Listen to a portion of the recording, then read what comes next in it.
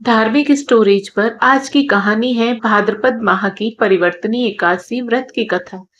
भाद्रपद माह की परिवर्तनी एकादशी कल 3 सितंबर को रवि योग में मनाई जा रही है। परिवर्तनी एकादशी को वामन एकादशी, जल झूलनी एकादशी तथा पद्मा एकादशी के नाम से जाना जाता है। इस एकादशी का व्रत रखकर पूजा करने से मोक्ष की प्राप्ति होती है। जो भक्त परिवर्तनी एकादशी की कथा सुनते हैं उनको अश्वमेध यज्ञ का फल प्राप्त होता है। आइए जानते हैं परिवर्तनी एकादशी व्रत की कथा क्या है। इस बार परिवर्तनी एकादशी के दिन रवि योग बन रहा है। रवि योग सुबह 6 बजे से रात 11 बजकर 8 मिनट तक है। परिवर्तनी एकादशी की तिथि 3 सितंबर को ब्रह्म मुहूर्त में 3 बजकर 53 मिनट से 4 सितंबर को ब्रह्म मुहूर्त में 4 बजकर 21 मिनट तक है। परिवर्तनी एकादशी को भगवान विष्णु योग निद्रा में करवट बदलते हैं। इसे जल झूलनी एकादशी, पद्मा एकादशी और वामन एकादशी भी कहा जाता है। एक बार धर्मराज युधिष्ठिर ने भाद्रपद शुक्ल पक्ष की एकादशी की महिमा और पूजा विधि के विषय में भगवान श्री कृष्ण से बताने का निवेदन किया। तो उन्होंने बताया कि इस एकादशी में भगवान विष्णु के वामन अवतार की पूजा की जाती है। जो भी विधि विधान से व्रत रखकर पूजा करता है उसे मोक्ष की प्राप्ति होती है तथा वह तीनों लोकों को पूज लेता है।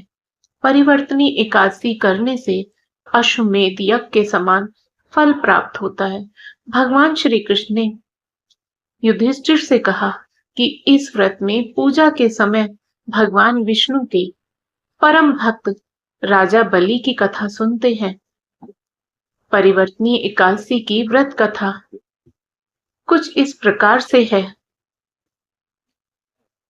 त्रेता युग में दैत्यों का एक राजा बलि था। वह परम विष्णु भक्त था। वह विष्णु कृपा के लिए विविध प्रकार से पूजा और व्रत करता था। वह प्रतिदिन ही ब्राह्मणों की पूजा और यज्ञ किया करता था, परंतु देवताओं के राजा इंद्र से उसे द्वेष की भावना थी।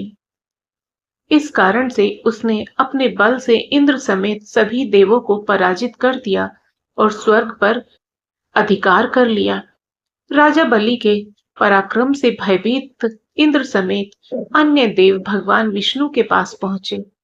उन्होंने श्री हरि से प्रार्थना की कि वे बलि से मुक्ति दिलाएं। तब भगवान विष्णु ने अपना वामन अवतार लिया। वे राजा बलि के पास गए और उस समय वह प्रतिदिन की भांति यज्ञ और पूजा कर रहा था। तब वामन देव ने राजा बलि से दान में 3 पग भूमि मांग ली। राजा बलि भगवान के वामन अवतार को समझ नहीं पाया। उसने उनको तुच्छ समझा और 3 पग भूमि देने का वचन दे दिया। तब भगवान वामन ने अपना स्वरूप विस्तार किया। एक पग में पृथ्वी और दूसरे पग में स्वर्ग को नाप दिया। तत्पश्चात भगवान वामन ने राजा बलि से कहा कि एक पग में धरती और दूसरे पग में स्वर्ग हो गए, तीसरा पग कहाँ रखूं? इस पर राजा बलि ने अपना सिर आगे कर दिया। वामन देव ने अपना तीसरा पग राजा बलि के सिर पर रखा, जिससे वह पाताल लोक चला गया। उसकी भक्ति और निष्ठा को देखकर उसे आशीर्वाद दिया कि वे सदैव ही उसके पास रहेंगे।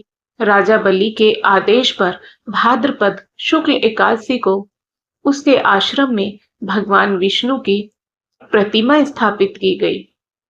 दूसरी प्रतिमा क्षीरसागर में शेषनाग की पीठ पर स्थापित हुई। जो भक्त विधि विधान से परिवर्तनी एकादशी का व्रत करते हैं वे पाप मुक्त होकर मोक्ष को प्राप्त करते हैं।